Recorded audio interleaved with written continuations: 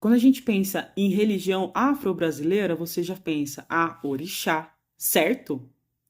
Errado. Por que, Gabi? Não existem orixás? Claro que existem orixás, mas os orixás, eles têm sua raiz no povo Yorubá, certo?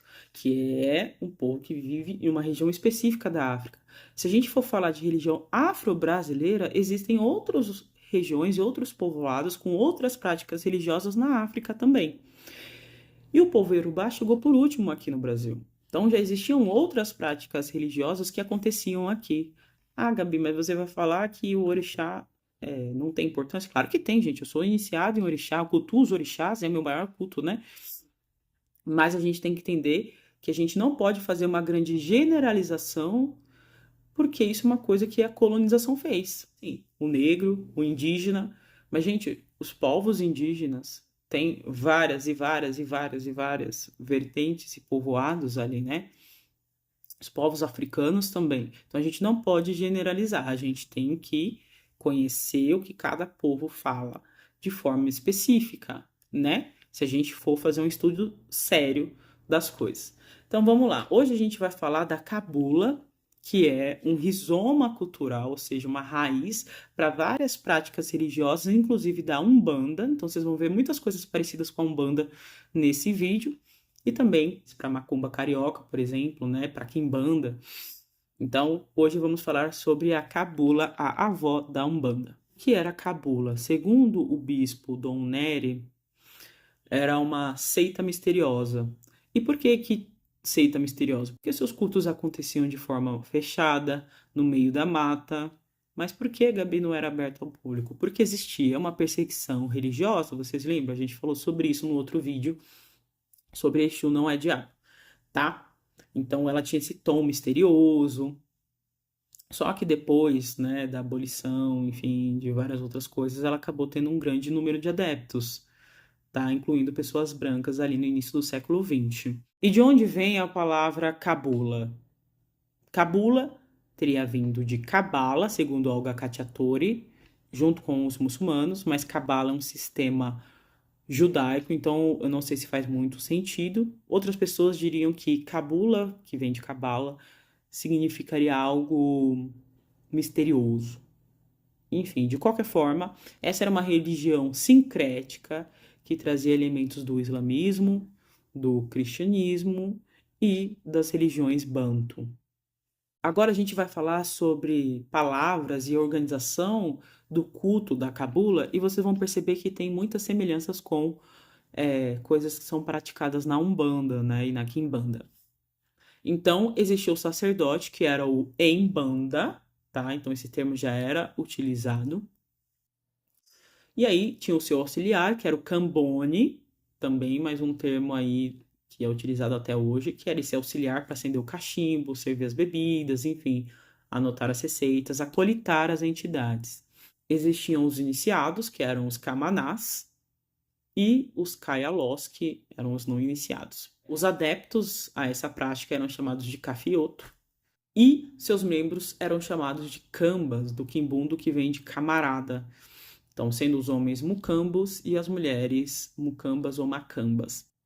O camucite era esse lugar sagrado onde as reuniões aconteciam. O templo quase sempre era situado nas matas para garantir esse sigilo, que a gente sabe que existia uma perseguição religiosa desde já. Em gira e mesa, que é uma palavra que se perpetua até hoje, né? Aí a gente vai na gira, a gente vai na gira. Que vem aí também da cabula.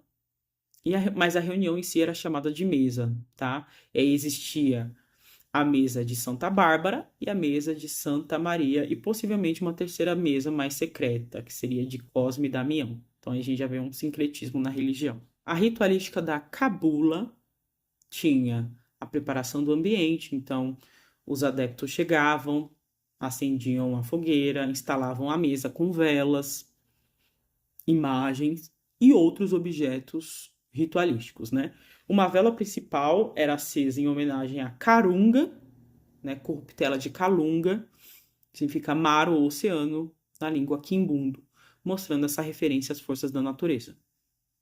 Então, eles faziam as orações e os cânticos, Começava com uma oração preparatória, feita de joelhos diante da mesa, similar à oração de abertura dos trabalhos da Umbanda.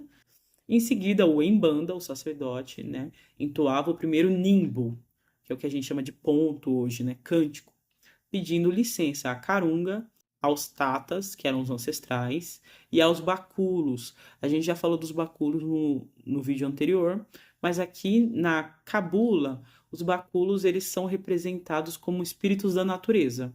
E depois da entoação do primeiro cântico, o Imbanda e os outros médiuns entravam em transe. Quem eles incorporavam? Orixás?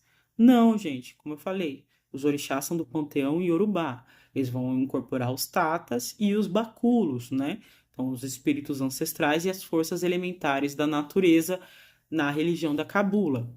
E como era a iniciação na cabula? Então, a pessoa que queria se iniciar passava por uma série de banhos, defumação, depois ele ia para a engira e passava 3 vezes sob as pernas do Embanda, que era o sacerdote, para simbolizar renascimento, enfim, né, essa nova vida. E depois ele era cruzado com uma vela acesa por todos os camanás e finalmente consagrado com a Emba, né?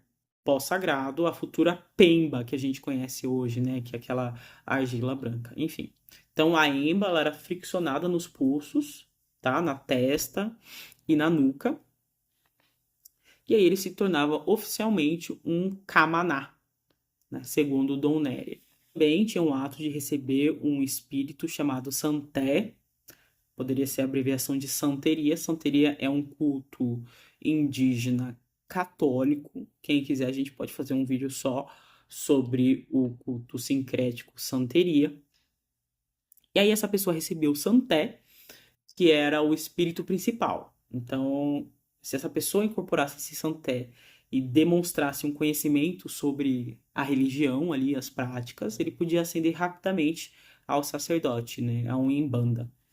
Então, para entender o culto de Umbanda e Quimbanda hoje, é necessário também se olhar para a cabula, porque desde aquela época as pessoas já usavam branco, ficavam descalças, faziam os pontos ciscados, usavam cachimbo, acendiam suas velas. Esse nome até de Tata, né, que é esse grande bruxo, esse grande ser que ascendeu espiritualmente, também é utilizado hoje na Umbanda, por exemplo, Tata Caveira.